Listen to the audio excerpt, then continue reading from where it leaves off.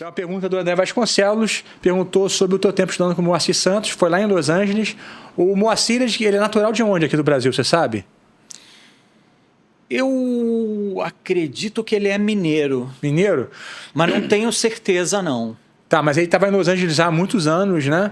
E você foi estudar com um brasileiro lá em Los Angeles. Sim. Ele foi muito importante para você, o Moacir. Fala um pouco da importância dele também para a nossa música, né? Como arranjador, principalmente. Então, para mim era muito importante poder trabalhar, mesmo que legalmente, com música lá em Los Angeles, né? Porque era um dinheirinho que me sustentava lá, né? Então, cheguei a trabalhar também meio que de busboy, essas coisas, sabe? Mas foi fundamental tocar, né? Ganhar experiência e ganhar um trocado. Então, eu aceitava tudo que aparecia, né? Mas tinha muito essa coisa de tocar bossa nova, suave, vassourinha e não sei o quê. E aí, com outros 2 alunos brasileiros do MHAI,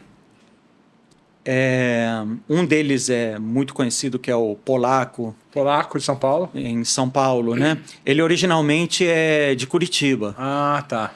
E ele, inclusive, em Curitiba, ele estudou com o Kohlreuter, se eu não me engano, que é um grande professor de música, né? Mas, voltando ao assunto, essa banda que a gente criou era para tocar Djavan, Caetano. Djavan estava despontando naquela época, entendeu? Sim. Então deu certo pra caramba, que a gente conseguiu tocar nos bares mais hip, sabe? Mais Sim. maneiros, assim e tal. E uma vez tocando num desses bares com essas músicas e tal, tá lá sentado o Moacir Santos. Eu sabia quem ele era, porque sempre fui fã dos arranjos dele, dos discos dele, tudo, né? Qual a idade dele nessa época, mais ou menos? Você com uns 21, mais ou menos, né? 20? 60 e blau, 60 e algo blau. por aí. 60 e pouco. E acabando esse show, a gente foi lá bater papo com ele e o Polaco foi lá imediatamente ter aula com ele. Aí o Polaco me falava das aulas dele, que máximo, que não sei o que mente, não sei o que e tal, que cara incrível. Aí me dá o telefone dele, aí eu liguei, falei, você tá lembrando? Ah, claro que eu lembro de você. Aí eu achando que não ia rolar, né, cara, porque eu sou autodidata com harmonia e tudo mais. Mas você sabe cifragem, essas coisas? Apesar de ser autodidata? Aprendi muitos anos depois. Tá. Inclusive, com o próprio Moacir, não aprendi sobre cifras e não sei o quê. Era Partitura mesmo. Era contraponto que ele estava me colocando. Ele botava muito contraponto para os alunos dele, né?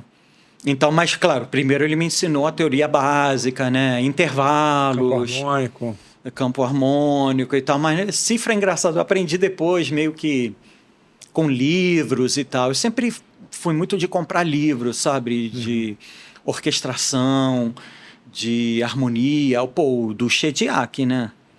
É um livro sensacional, né? Aquele basicão, harmonia que todo mundo aqui no Brasil estuda, né?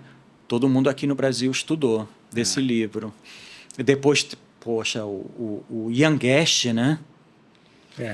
E então eu liguei para o Moacir achando que ele ia falar, meu amigo, vai passear, né, cara? Aí eu falei, não, aí eu mega assim, apavorado, né? Sempre muito humilde, não sei o quê, mas dando a real para ele, não é nem humildade isso, você dá a real, pô, eu não sei nada de nada disso, né? Ele falou, não. Aí já a primeira surpresa, né, a reação dele, ele falou, não, negativo, eu vi você tocando. Você domina ritmo. Ritmo é a coisa mais difícil de dominar. E ritmo é o elemento mais importante de melodia. Aí ele citou o exemplo de samba de uma nota só, né?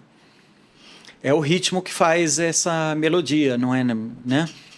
Então ele falou, não. Pode vir, não tem problema nenhum você ser iniciante, não sei o que e tal. Então foi isso. Estudei também uns 2 anos com o Moacir.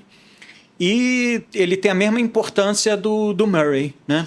Com esse outro lado, que é a questão de, em vez de falar de ritmo, de falar de harmonia, de melodia e tal, né?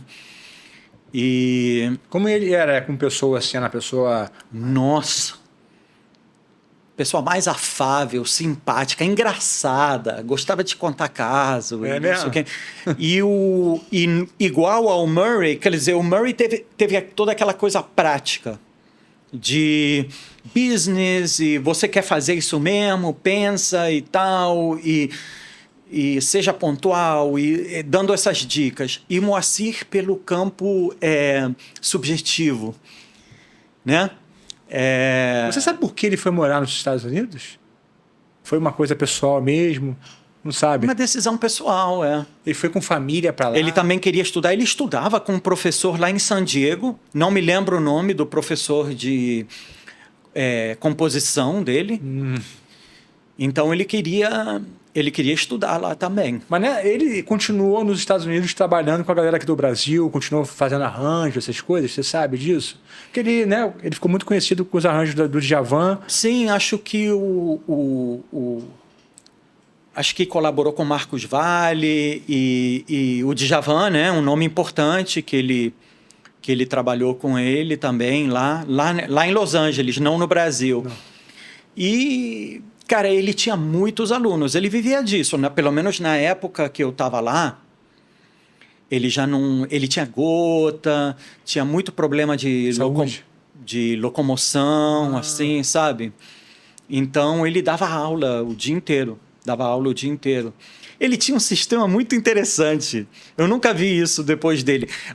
Ele cobrava $20 a aula. E primeira aula você pagava 40. Então, quando eu perguntei isso para ele falou, não, você está pagando a primeira e a última.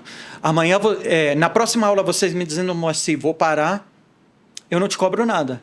Ok, a última aula? Ok. Mas ele falava que a maioria dos alunos dele sumiam com a aula marcada. Então, ele está esperando o aluno liga, Moacir, dá aquela desculpa e não aparece mais. Aula dada. Genial. Mas tá certo, né? Isso é uma das coisas que eu falo para professor de música, né? Deixar muito solto, o cara não vai esquecer, cara. Mas eu tava aqui esperando por você, né? Como assim esqueceu, né? Mas tem disso, cara. Professor, você sabe, né? Professor sofre muito, né, cara? É brabo isso. Então, brabo, é verdade. Então vamos voltar agora. Daí, cara, Brasil, a tua primeira gig foi com Cazuza, né? É relevante, assim, vamos dizer. Sim, com certeza. Só quero falar mais umas coisas do Moacir. Ah, legal, falei. Porque falei da questão da subjetividade dele, não sei o que. Então, eu aprendi sobre teosofia com Moacir, sobre espiritismo com Moacir. Teve uma influência profunda, porque depois frequentei centro espírita, trabalhei no centro como médium, etc, etc. E ele sacou um negócio que nenhuma pessoa, antes ou depois, sacou. Que é essa questão justamente do meu déficit de atenção e ele sacou que ele ia repetindo coisas que ele já me passou, que eu não decorava, eu não pegava direito. Aí ele falou assim, me mostra no violão umas coisas que você compõe e não sei o quê. Aí eu comecei a tocar, na época eu estava muito com um negócio de alterado. Johnny Mitchell, Michael Hedges, eu tirava as músicas do Michael Hedges de ouvido e tal. Aí comecei a tocar umas coisas assim. Ele falou, olha só, você não vai se dar bem com a questão de estudar composição ortodoxa. Você tem que seguir o teu ouvido. Então, estude sempre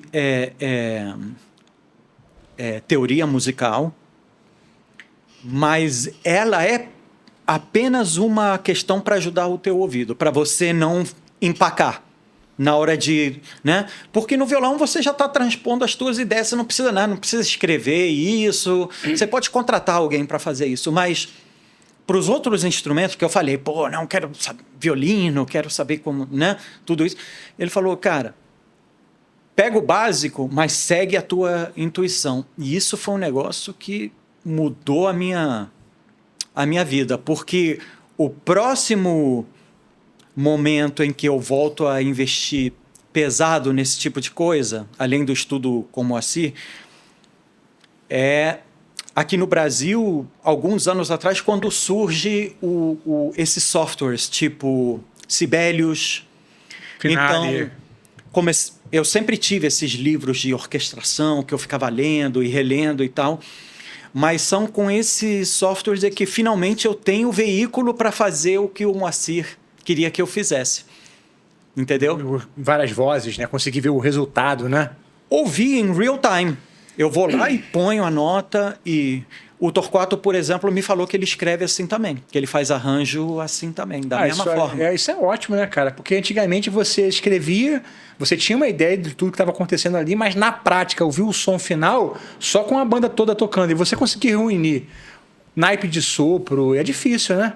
Aí você pega um Finale, um Sibelius desse e você consegue ouvir o som. Por mais que seja um som que não seja perfeito, né? Mas você tem uma ideia final de como está o som. Exatamente. Né? E aí consegui aperfeiçoar isso depois. A gente pode falar depois sobre isso, que é mais o meu período na Globo, quando eu consegui dar uma dimensão melhor para tudo isso. Mas eu queria falar isso sobre o Moacir, que foi muito importante para mim, essa questão toda. Obrigado por ter assistido a esse corte do Starling Cast. Você pode assistir o episódio completo aqui na descrição do vídeo. E aproveita se você é guitarrista para fazer parte da maior escola virtual do Brasil, exclusiva para guitarristas, tocando ali no QR Code ou então na descrição do vídeo. Te aguardo lá.